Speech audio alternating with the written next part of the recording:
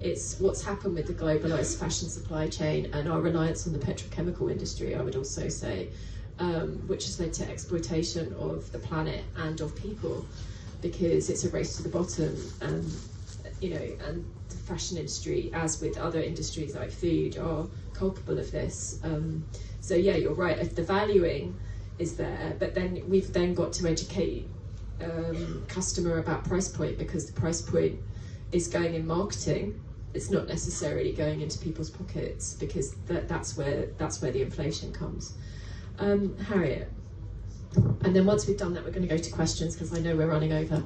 Mine would be mandatory modules for both fashion and textiles programmes. There needs to be a British wool module.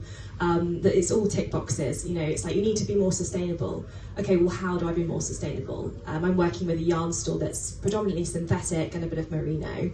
And then that you're expected to explain your supply chain and explain your, your life cycle assessment. Well, how can you do that if you're starting with a cone of wool and you don't know where that's come from?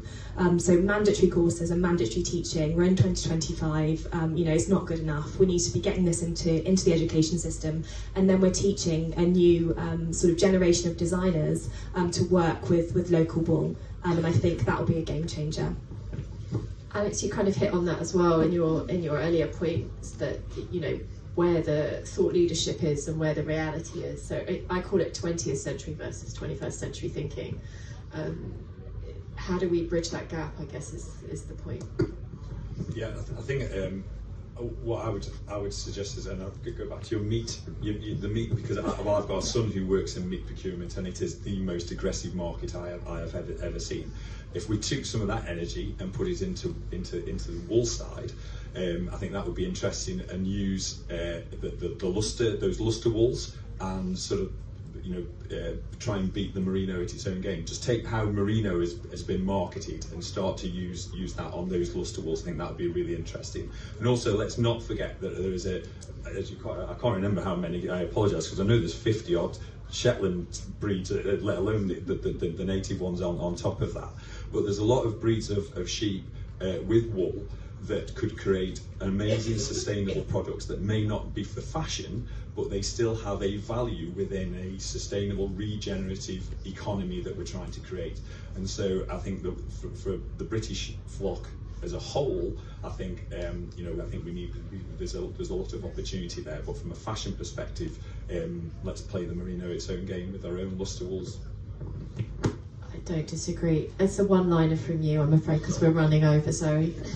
Before we go to questions. I would like more money, not personally for me, but I think the funding gap between how much it actually costs, the reality of getting it from raw fleece through to final product, is massive, and the complexities there, and there is not the funding, the opportunities for people to diversify within their own farms, within their own community, within a cooperative. There's not that kind of seed funding there currently, so I would like more money to give out to people.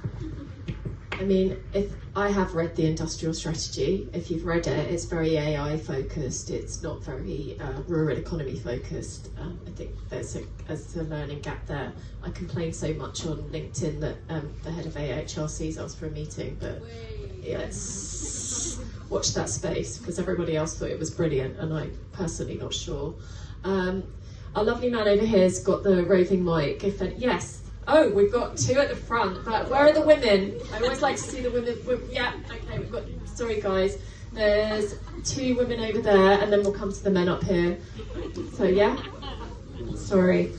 It's just, I worked in Parliament, and it was always the men that did this first, so it was a lesson to me. Yeah, we've got two women over there, and then we'll come here, and then we'll go there, and then we'll go there. And now some women are leaving.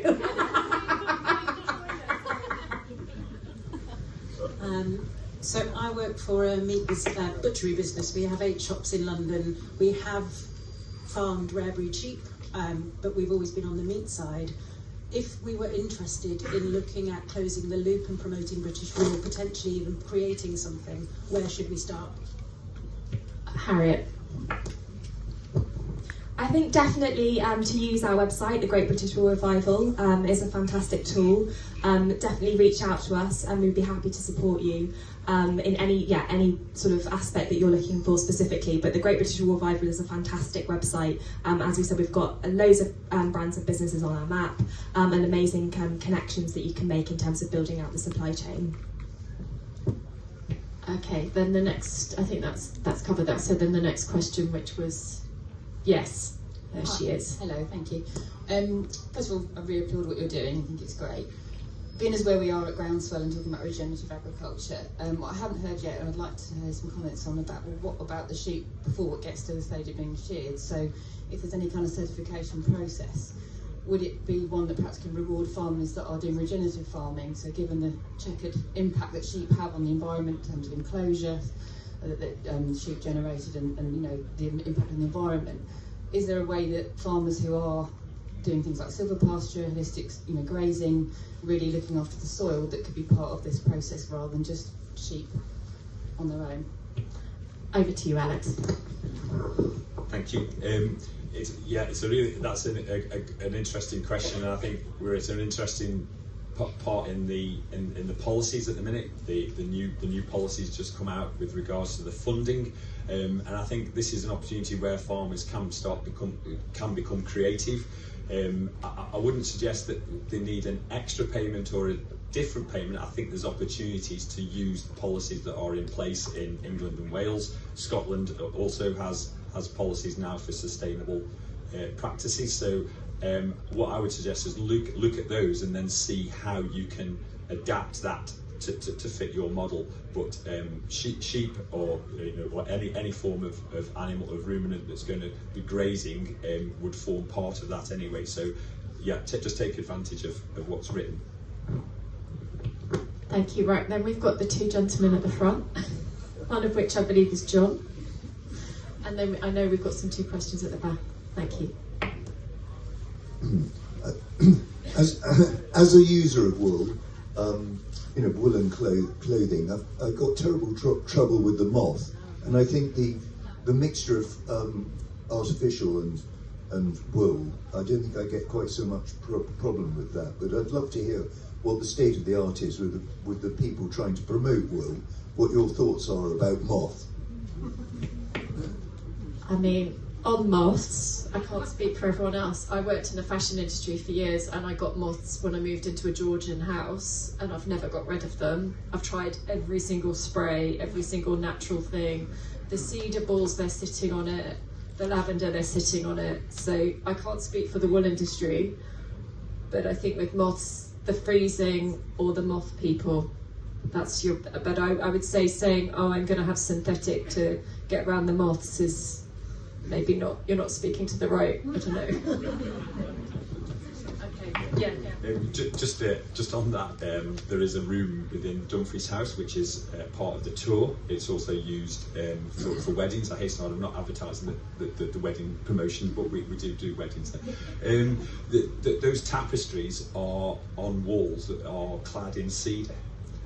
So we're not just talking a little piece of cedar that you might put in your drawer, but so there's quite a scale there in terms of the size of the tapestries and the cedar. But that is how those tapestries have survived for a few centuries now, because of the cedar and the walls were clad specifically for the tapestry room.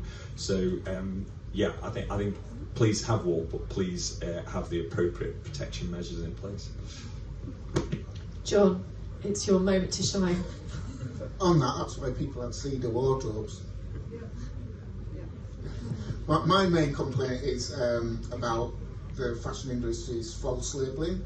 So I occasionally go to London, and now I spend most of my time looking around shops, seeing what people are selling in wool, and it'll be advertised as Shetland, and then it's merino. It'll be advertised as long, and that's just the colour. It's not the actual breed of sheep. So there's so much false labelling, and it just once you start looking at it, it's just unbelievable how much false labelling. And the general public are just, mistaken all the time. And so, like, my biggest thing is, if it says lamb wool, it's not British, and 99% is lamb's wool. So yeah, can we do anything about all this false labelling? I mean, DEFRA are here, aren't they? They're at Groundswell, which I think is interesting, and it's my first time here.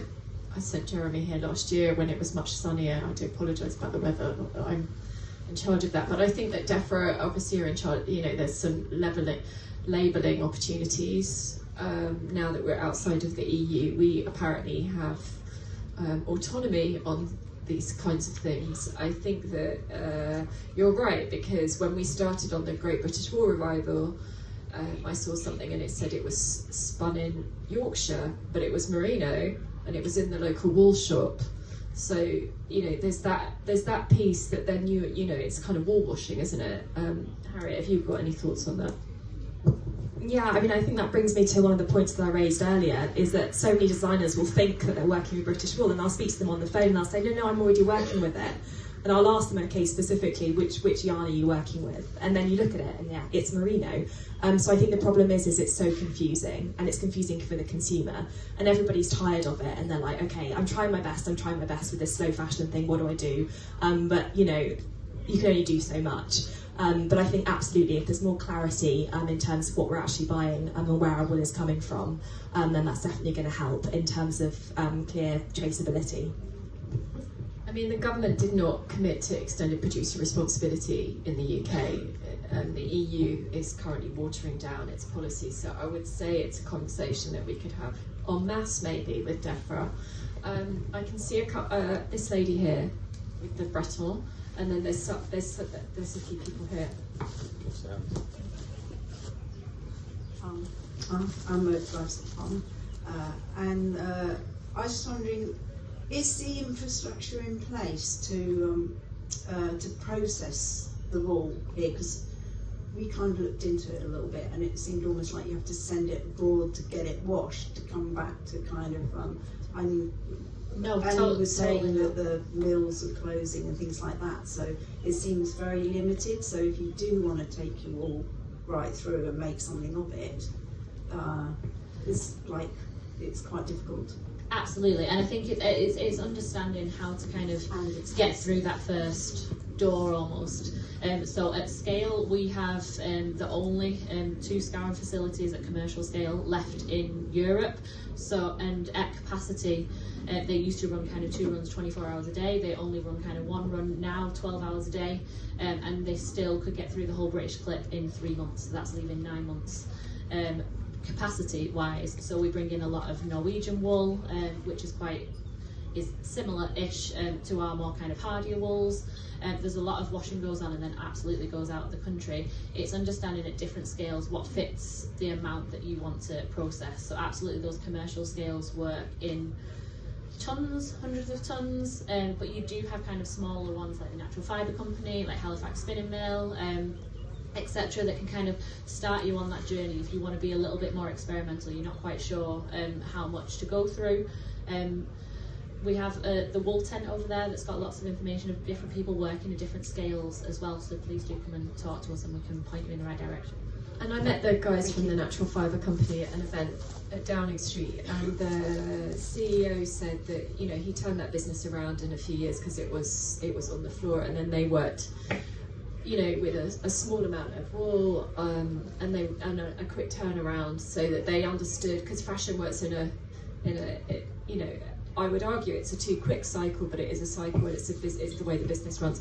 I can see this gentleman's really nicely had his hand up for ages, but I'm also aware there's been some hands here, so I think we're only going to have probably 2 quick questions. So if we go to you and you make it quick, then we can get to that lady who's also got her hand up. Thank you.